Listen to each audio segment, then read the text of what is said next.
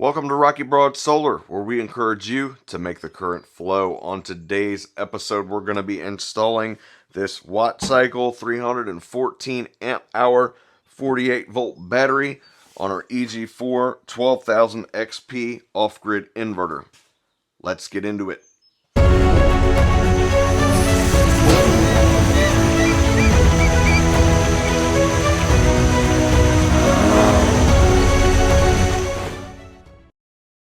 So I had our newest team member Xander down here installing this WattCycle 314 amp hour wall mount battery recently here, connected to our 12000 XP, because this is a very cost competitive wall mount battery. It's lithium iron phosphate, and it's really one of those hot commodities on the market today due to that cost competitiveness.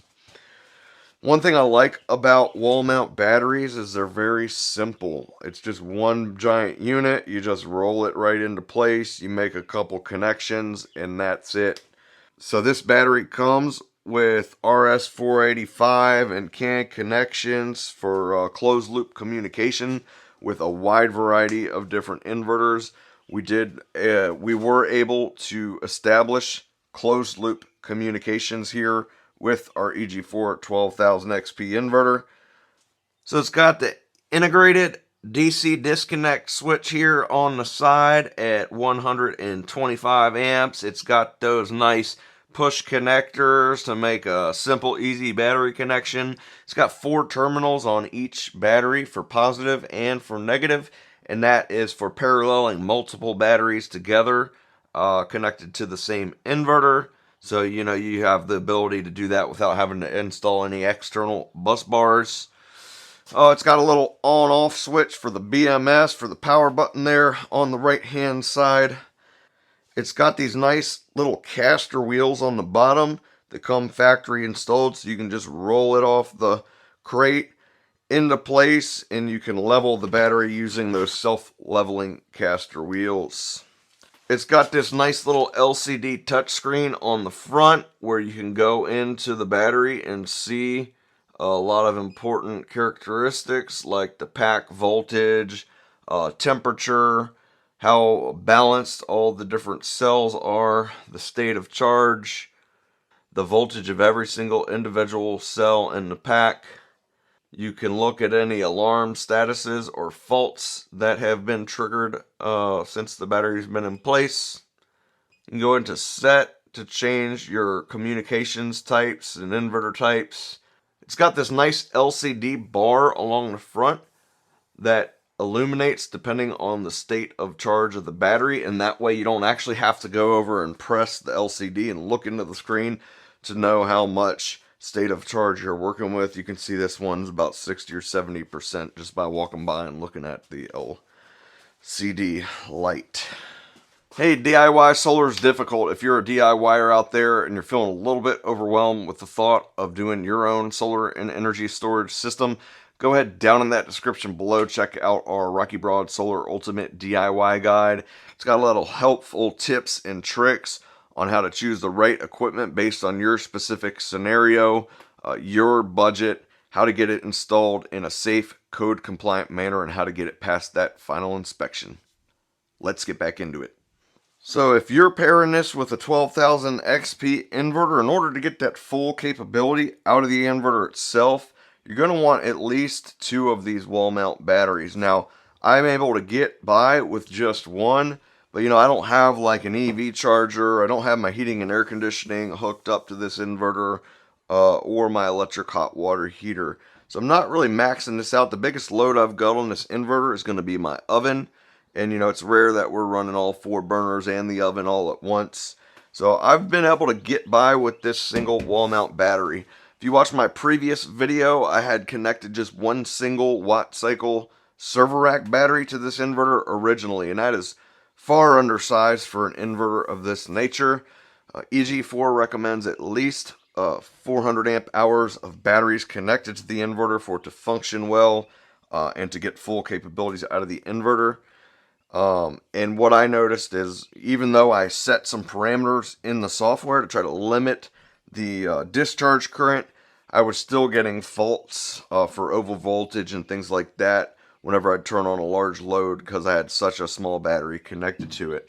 Now that I have the 314 amp hour battery, I have not yet seen that. But again, I have not pushed this thing to its limits yet.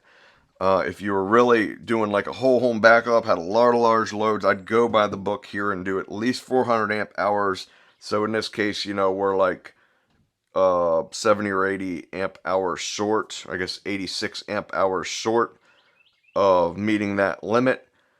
So again, ideally you just get 2 of these wall mount batteries. That'd give you a nice big battery bank to pair with this inverter. You'd be well above that 400 amp hour limit at a total of 628 amp hours of total battery capacity. And that would just make sure that you have enough battery capacity to accept all of your solar power, store it in a nice big battery bank, and self-consume it in your home at night when the sun's not shining. So being that this is an off-grid inverter, it is not capable of backfeeding to the grid, and therefore it's super important. If you're not going to be able to backfeed excess solar to get credits, it's important that you size your battery bank appropriately to store your solar and self-consume it. With an off-grid inverter, if you don't have a large enough battery bank, what's going to happen is once the solar comes on and it charges up that battery, if you're not using a ton of power in your home, it's basically just going to shut the solar panels off. And so what will happen is you'll miss out on all of that potential energy that you could have gained if your solar panels had been up and running and charging a larger battery bank, therefore storing all that solar power for use in your home later in the day or overnight. Hey, DIY solar is not for everyone. If you're just looking to hire a professional to install your solar and storage system, go down in that description below. Check out our Rocky Broad solar intake form. Just take a couple minutes there to fill out some specific questions about your scenario, and I'll get back to you within a few days with a zero-cost, pressure-free quote. Let's get back into it. So this battery has lithium iron phosphate battery chemistry. That is the best chemistry that is on the market today, and that is because it has very low rate of degradation. It'll last for a really long time, being cycled daily. It's a really stable chemistry, so you don't have to worry about thermal runaway issues like you did in the older lithium ion batteries.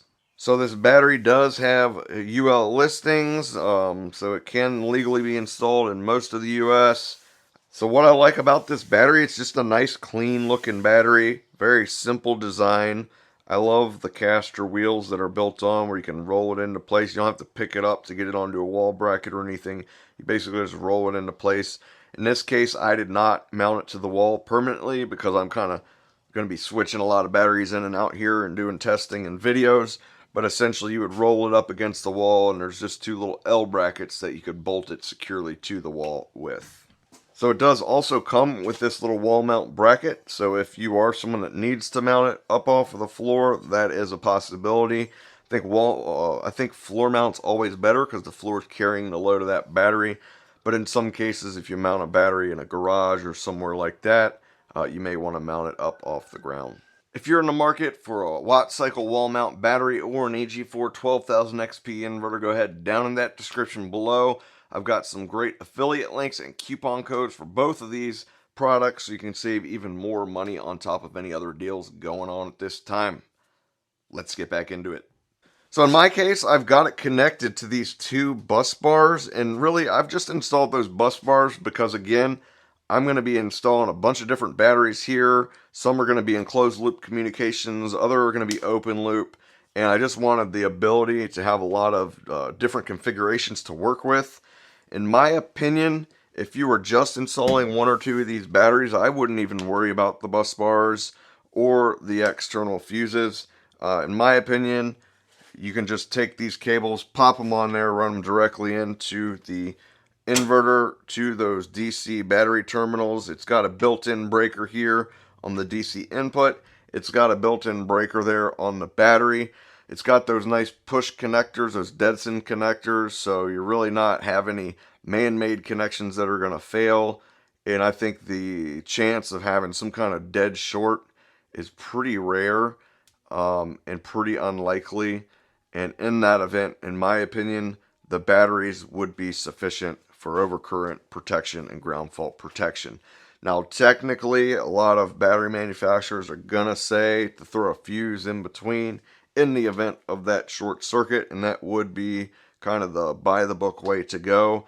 I think, in my opinion, that's more important for places where you're doing like a server rack battery or a bunch of different connections, or in my case, if I were putting a bunch of batteries connected to this bus bar, where there's much more likely that we're gonna have a failed connection or human error or a ground fault or a short somewhere. So this battery's been up and running here for a couple weeks now in the basement. I just haven't had a time to make this video. But since then, this single battery has pretty much done it. It's self-consumed, it's charged up every day. It's able to meet my home's consumption through the night. But again, I'm not running heat and air conditioning or the water heater on this system. I think if I were doing that, I would get that minimum of 2 wall mount batteries. I've got about 4,500 watts connected to this inverter. And so, yeah, if that were in full sun and I were running my whole home, I would certainly want to make sure my battery bank was sized sufficiently to capture, store, and self-consume all of that solar energy. Well, everyone, that's pretty much all we've got for you today. As always, I really appreciate each and every one of you for watching. Until next time, take care.